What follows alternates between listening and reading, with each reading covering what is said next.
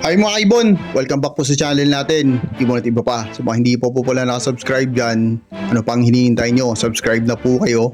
At pakihit na rin po yung notification bell para updated po kayo sa mga bagong videos na ina-upload natin every week po mga kaibon. At syempre, pakifollow na rin po yung FB page natin, yung Ibon at iba pa, kasi sabi ko nga parate, dun po tayo namimigay ng ibon, inakay at fertile na itlog pag naisipan natin or pag may available dito, namimigay po tayo agad-agad mga kaibon. At nagpapasalamat po pala tayo sa mga sumuporta at sa mga susuporta pa, sa mga solid supporters po natin sa Shopee natin. Maraming salamat po sa pagtangkilik ng produkto natin mga kaibon.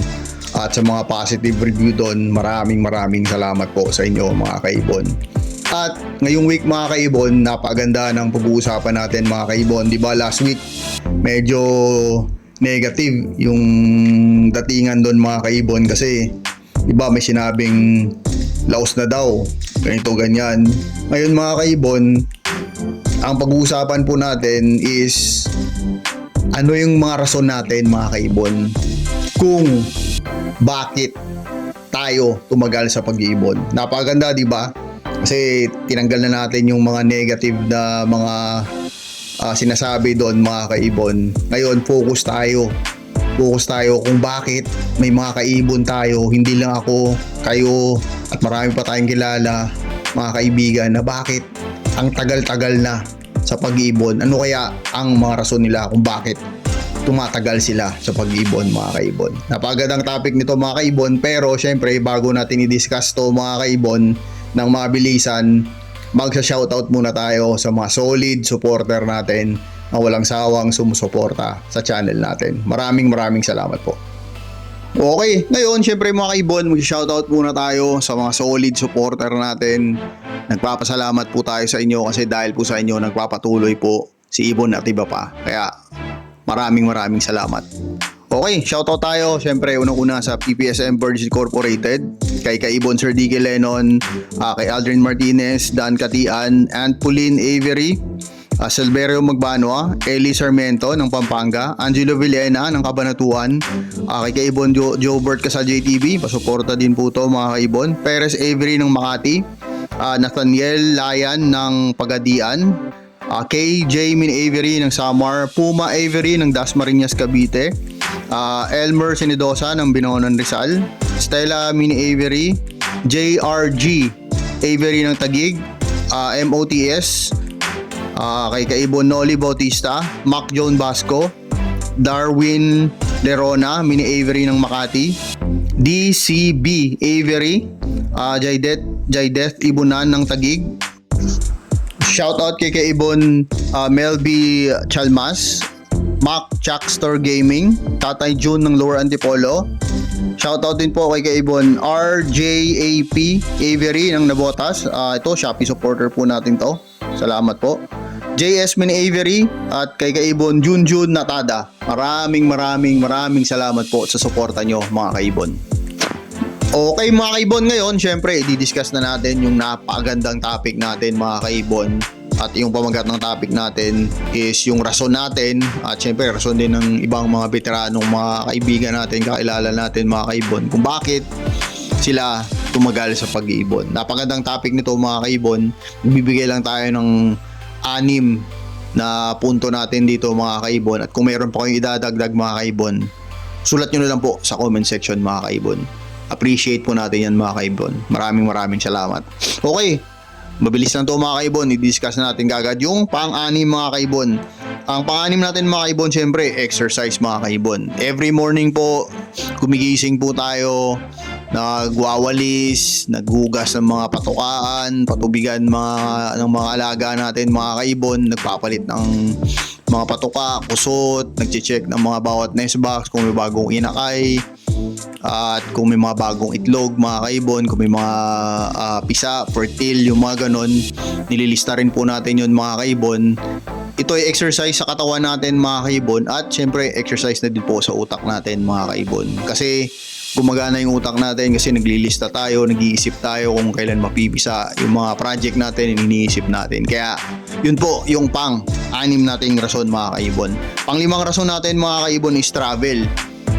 Bakit natin nasabing travel mga kaibon? Kasi syempre, naghahatid tayo ng mga ibon, mga kaibon, na pupunta tayo sa iba't ibang lugar. Pupunta tayong Pampanga, Batangas, Laguna, Marikina, saan pa? Cavite, na parang dahil sa pag-ibon mga kaibon, naikot na natin yung mga malalapit at malalayong lugar dito sa Metro Manila mga kaibon, mapa North man o mapa South man mga kaibon. Dahil sa pag-ibon po yun. Yun po ang panglimang rason natin mga kaibon kung bakit tayo dito pa rin sa pag-ibon. Number 4 natin mga kaibon is camaraderie mga kaibon. Bakit nasabi nating camaraderie mga kaibon? Kasi ito po yung pagkakaibigan mga kaibon. Ito po yung nagbibigayan kayo ng opinion, nagbibigayan kayo ng mga punto nyo kung bakit ganito yung pinaproject nyo mga kaibon, kung bakit ganito yung gusto nyo mga mutation na nasa ibonan nyo mga kaibon. At syempre, may nakikilala tayong mga kaibigan mga kaibon. Katulad ngayon mga kaibon, inimbitahan tayo sa may isang talk sa Quezon City at check natin kung makakapunta tayo doon. Yung may mga bago ka na namang makakasalamuhang tao, parang merong fellowship mga kaibon. Yun po, yung pang-apat na rason natin mga kaibon. Yung pang-tatlong rason natin mga kaibon kung bakit tumatagal tayo sa pag-ibon is ito nga po yung anti-stress mga kaibon. Siyempre, minsan sa trabaho mga kaibon, ba't nasabi nating anti-stress to? Kasi sa araw-araw na lang mga kaibon, syempre may mga kanya-kanya tayong trabaho, kanya-kanya tayong hanap buhay mga kaibon. Aside syempre sa pag-ibon, minsan napapagod ka rin, di ba? Minsan tinatamaan ka rin na nasistress ka. Kaya ito sa akin napakalaking tulong ito mga kaibon, kasi yung trabaho natin minsan actually panggabi tayo mga kaibon, kaya at yung trabaho natin medyo madugo pa. Grabing mga projects ngayon, daming pinapagawa ang client natin from the US.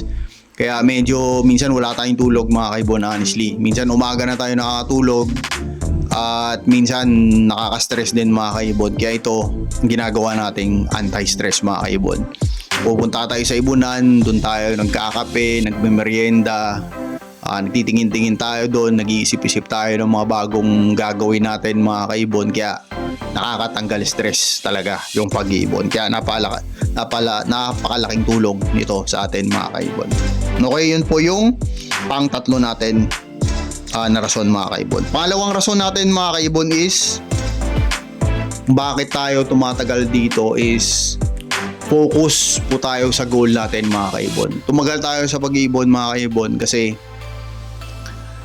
focus lang po tayo sa goal natin. Kasi kung makikinig po tayo sa mga outside noise mga kaibon, tulad sa mga negative na binabato sa social media, post dito, post doon, kung ano-ano yung mga nababasa natin, nakikita natin mga kaibon, siguro matagal na tayong huminto sa pag-ibon kasi hindi po tayo focus sa goal natin. Kasi syempre mga kaibon, may mga goal tayo sa pag-ibon mga kaibon. Gusto nating sa ganitong taon may ganitong mutation na tayo, sa ganitong taon dapat may mga 10 parisan na tayo ng ganito. Yung mga ganun, focus lang tayo sa goal natin mga kaibon. Kasi pag hindi po tayo nag-focus sa goal natin, malamang po mga kaibon, syempre hindi rin tayo tatagal sa pag-ibon. Kasi nga kung titingnan mo lang social media, grabe din mga kaibon, kaliwat kanan yung negative na masasagap mo.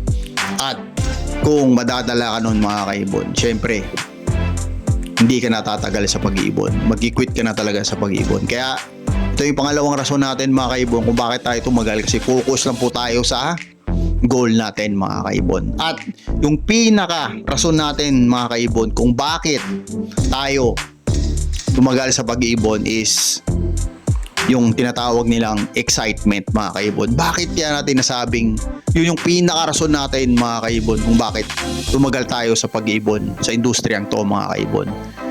Kasi tayo mga kaibon, ewan ko sa iba, pero ako mga kaibon, ito yung pinaka-rason ko mga kaibon. Yung pinaka-rason natin ni Ibon at iba pa kung bakit tumagal siya sa pag-iibon, yung tinatawag po nilang excitement.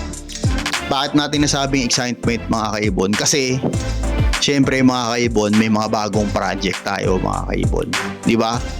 Pag nakapagpabuga tayo ng mga pinaproject natin, yung sariling gawa natin mga kaibon, nakaka-excite mga kaibon, nakaka-excite makita kung anong kalalabasan ng mga project natin. Kung ano kaganda yung mga inakay ng pinaproject natin mga kaibon. Kasi sa pag-iibon mga kaibon, gaya nga ng sinabi ko kanina, yung pangalawang rason is focus ka lang sa goal mga kaibon. Kung may focus ka sa goal mga kaibon, marami ka talagang maiisip na project. Kung marami kang maiisip na project, dun papasok yung excitement. Pag na-excite ka mga kaibon, hindi mo na mapapansin yung araw, yung oras, yung buwan, yung taon mga kaibon na lumipas na. Hindi mo lang mapapansin, parang ang bilis lang mga kaibon. Katulad nga yun mga kaibon, next week, September na. Parang gumising lang ako ng New Year nung nakarang araw, magsi-September na, magdi-December na naman ngayon mga kaibon. Ganun po yung pakiramdam ng excitement mga kaibon. Kasi tayo mga kaibon, nag-iisip tayo ng mga bagong mutation, bagong crossbreed natin mga kaibon.